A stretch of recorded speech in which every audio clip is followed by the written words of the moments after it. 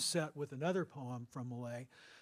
She won the 1923 Pulitzer Prize with this poem, and it's been done by a lot of amazing people. It was actually a hit for Johnny Cash, of all people. It's not something you would think of Johnny Cash doing, but it's called Harp Weaver.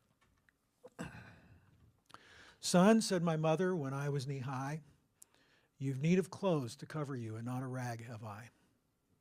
There's nothing in this house to make a boy breeches, nor shears to cut cloth with, nor thread to take stitches.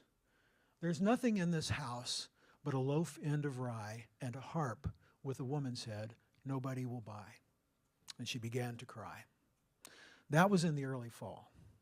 When came the late fall, son, she said, the sight of you makes your mother's blood crawl.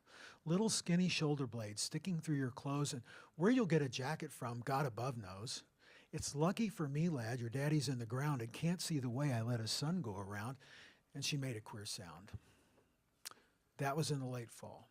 When the winter came, I'd not a pair of breeches nor a shirt to my name. I couldn't go to school or out of doors to play, and all the other little boys passed our way. Son, said my mother, come, climb into my lap, and I'll chafe your little bones while you take a nap. And oh, but we were silly for half an hour or more. Me with my long legs dragging on the floor, rocking to a Mother Goose rhyme. Oh, but we were happy for half an hour's time.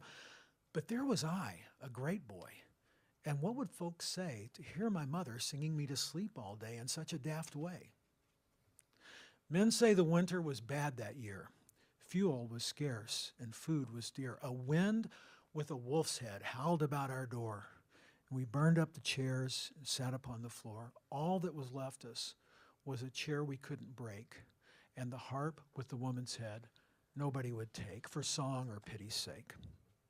The night before Christmas, I cried with a cold. I cried myself to sleep like a 2-year-old. And in the deep night, I felt my mother rise and stare down upon me with love in her eyes. I saw my mother sitting in the one good chair, a light falling on her from I couldn't tell where, looking 19 and not a day older, and the harp with the woman's head leaned against her shoulder. Her thin fingers moving, and the thin, tall strings were weaving wonderful things. Many bright threads from where I couldn't see were running through the harp strings rapidly, and gold threads whistling through my mother's hands. I saw the web grow, the pattern expand. She wove a child's jacket. And when it was done, she laid it on the floor and wove another one. She wove a red cloak so regal to see. She's made it for a king's son, I said, not for me, but I knew it was for me.